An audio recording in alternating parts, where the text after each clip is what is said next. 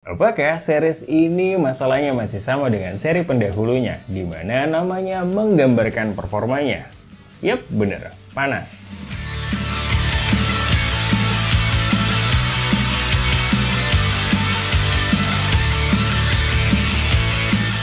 Hai Smart Buyer, gue Rizky. Kali ini kita akan unboxing berserta gaming test untuk Infinix Hot 20s. Kira-kira gimana dengan performanya? Let's check this out.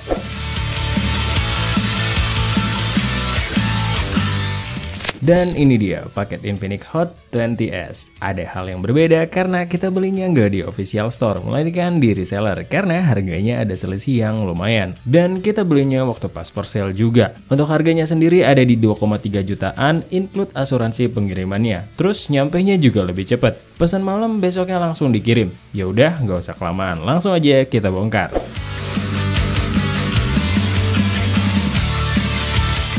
Dan ini dia box dari Infinix Hot 20s. Warna dasarnya hitam kayak seri sebelumnya dan collab juga sama Mobile Legends, dimana sekarang hero-nya adalah Bruno. Dan kualitas kardusnya masih sama-sama aja kayak Infinix lainnya. Di pojok kiri atas ada tulisan Infinix bersanding dengan logo Mobile Legends. Di sisi kanan ada tulisan gede Hot 20s dengan alignment vertikal. Di pojok kiri bawah ada nilai jual HP ini, yaitu Helio G96 dan 120Hz, 8GB plus 5GB RAM per 128GB untuk storage. Terus di pojok kanan bawah ada barcode. Di kiri dan kanan ada tulisan Hot 20s, di atas ada tulisan Infinix, di sisi bawah ada keterangan barcode, email dan lain-lain, dan di belakang ada nilai jual HP ini kayak yang sebelum-sebelumnya. Ya udah segitu aja. Abis ini kita cek paket di dalam penjualannya.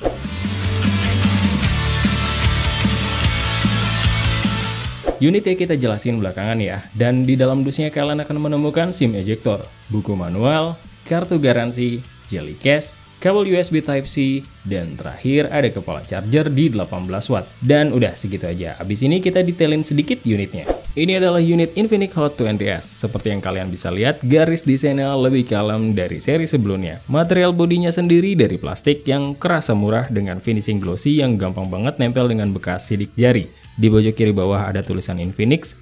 Pada bagian kameranya tanpa frame, tapi masing-masing lensa dikasih platform yang kelihatan bikin lensanya gede, padahal aslinya mah kecil. Dan disusun secara vertikal, terus di sampingnya ada flash. Kemudian desain pinggir HP ini juga sudah mengotak kayak tren zaman sekarang dengan ujung yang lebih tumpul. Terus di sisi atas kosong, di sisi kanan ada tombol volume dan tombol power yang menyatu dengan fingerprint sensor. Di sisi kiri ada slot SIM tray yang bertipe dedicated, dan di sisi bawah ada audio jack 3,5 mm, mikrofon, port USB Type-C, dan grill speaker. Pindah ke sisi depan, luas layarnya di 6,78 inch dan handphone ini sudah bertipe pansol, gak kayak yang seri di atas-atasnya. Untuk bezelnya sendiri cukup sedang dengan bagian dagu yang lebih menonjol, dan untuk anti goresnya sudah terpasang. Udah segitu dulu, abis ini kita langsung ke gaming test. Sebagai pengingat, HP ini menggunakan chipset MediaTek Helio G96, GPU Mali G57 MC2, RAM 8GB dan storage-nya di 128GB. Sedangkan untuk software dan hardware pendukungnya menggunakan XOS 12 yang berbasis Android 12. Layarnya berpanel IPS LCD beresolusi Full HD+ dengan refresh rate di 120Hz. Baterainya di 5000 mAh serta speakernya masih mono. Dan seperti biasa kita make sure dulu baterainya udah 100%. Speakernya udah full, semua sistem sudah diupdate. Untuk case ini layarnya kita jadikan di 120Hz. Kemudian untuk koneksi kita menggunakan WiFi. Terus kita cek dulu skor Antutunya dan kita mendapatkan skor di 330 ribuan.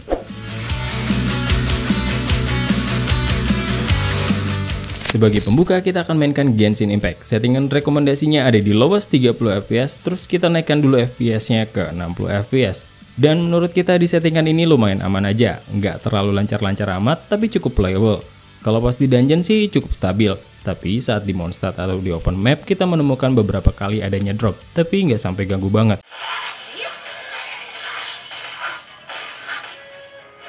Lanjut lagi, kita coba naikkan lagi settingannya di low 60 fps. Hasil yang kita rasakan lumayan keteteran untuk di settingan ini. Bahkan di dungeon yang biasanya lancar ada sesekali drop. Apalagi kalau di open map atau di Mondstadt, cukup berasa nggak enak. Idealnya sih main di low saja ya. Setelah bermain selama 30 menit, konsumsi baterainya ada di 10%. Dan untuk suhunya paling tinggi di bagian depan ada di 45 derajatan. Dan di bagian belakang paling tinggi di 46 derajatan.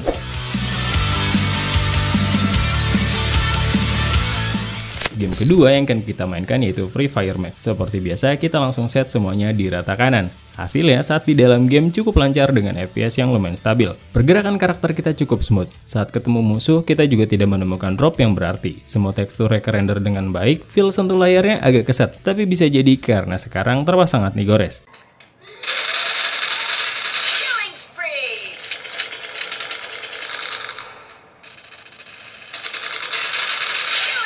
Setelah bermain selama 30 menit, konsumsi baterainya ada di 10% dan untuk suhunya paling tinggi di bagian depan ada di 45 derajatan, sedangkan di bagian belakang ada di 48 derajatan paling tinggi.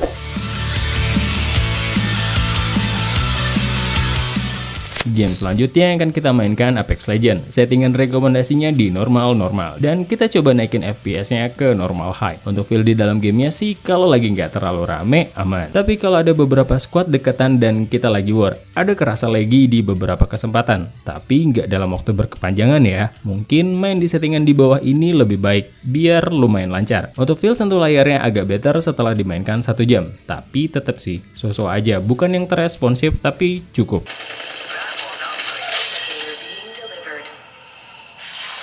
Setelah bermain selama 30 menit, baterai di handphone ini berkurang 10%. Dan untuk suhu tertingginya di bagian depan ada di 44 derajatan, sedangkan di bagian belakangnya nyampe di 49 derajatan.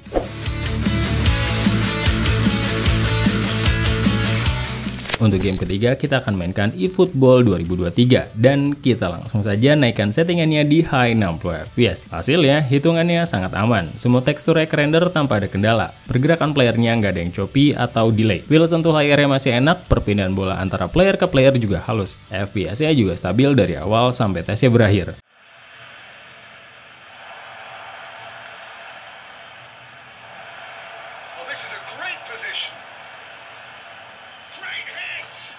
Setelah bermain selama 30 menit, konsumsi baterai di handphone ini mencapai 8% dan untuk suhu tertingginya di bagian depan ada di 42 derajatan, sedangkan di bagian belakangnya juga di 42 derajatan.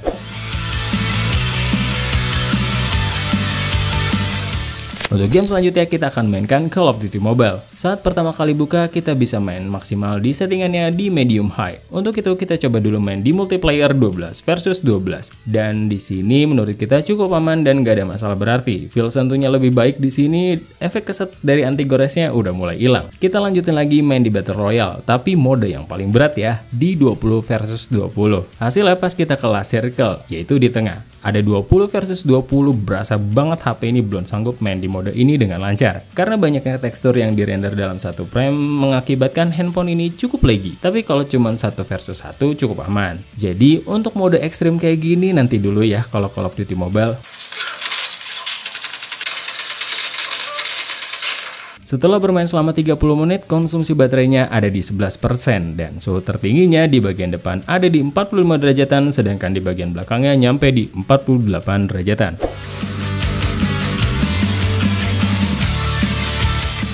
Game selanjutnya yang akan kita mainkan yaitu Mobile Legends. Hasil collab dengan Mobile Legends berbuah di settingan refresh rate-nya sekarang udah bisa ultra, tapi grafisnya cuma mentok di high. Dan waktu pas kita cobain gak berasa sih refresh rate tingginya. Gak terlalu beda jauh dengan refresh rate high. Hitungannya di dalam game cukup lancar dan gak ada masalah berarti. Semua tekstur grafiknya terrender dengan baik, kitanya aja yang cupu gak bisa mainnya. Setelah bermain kurang lebih selama 30 menit, konsumsi baterai di handphone ini ada di 11% dan suhu tertingginya 46 derajatan di bagian depan, sedangkan di bagian belakangnya ada di 48 derajatan.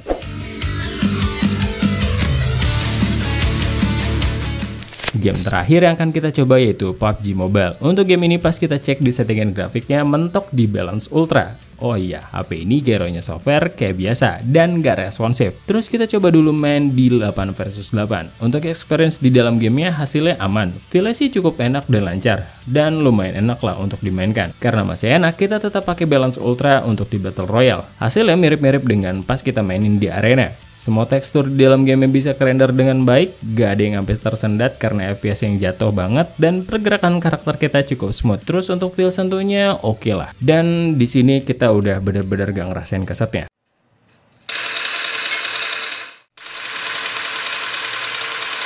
Setelah bermain selama 30 menit, konsumsi baterai di handphone ini ada di 11% dan untuk suhu tertingginya di bagian depan ada di 44 derajatan, sedangkan di bagian belakang nyampe di 46 derajatan. Setelah serangkaian tes tadi, kita coba cek lagi skor Antutunya. Apakah ada penurunan performa atau enggak? Dan lumayan turun dikit menjadi 320 ribuan. Panas masih menjadi masalah untuk seri ini. Cuma bedanya nih ya, kalau yang dulu nggak terlalu ngaruh dengan performanya, tapi kalau yang ini lumayan ngaruh loh. Kalau kalian lihat performanya di beberapa game kurang optimal, kayaknya sih gara-gara panas yang nggak karuan. Sepertinya seri ini melanjutkan tradisi suhu yang cukup tinggi dari seri sebelumnya. Bedanya sekarang chipsetnya kelihatan lebih tinggi dari sebelumnya. Cuma gamenya makin kesini juga makin berat. Jadi kayak nggak ngejar gitu. At least di beberapa game kayak Free Fire, eFootball 2023, Mobile Legends, dan PUBG masih cukup lancar. Untuk konsumsi baterainya cukup boros, apalagi kalau baterainya udah di bawah 60%. Feel sentuh layarnya kasar di awal aja, pengaruh dari anti gores baru. Sisanya cukup enak. Dan segitu dulu dari kita. Untuk full reviewnya nanti ya, kita cobain dulu, karena tugas kita cuma ngetes, lagi-lagi keputusan di tangan kalian. Thank you for watching. Sebelum pamit, ingat, research before you buy and be smart buyer. See ya!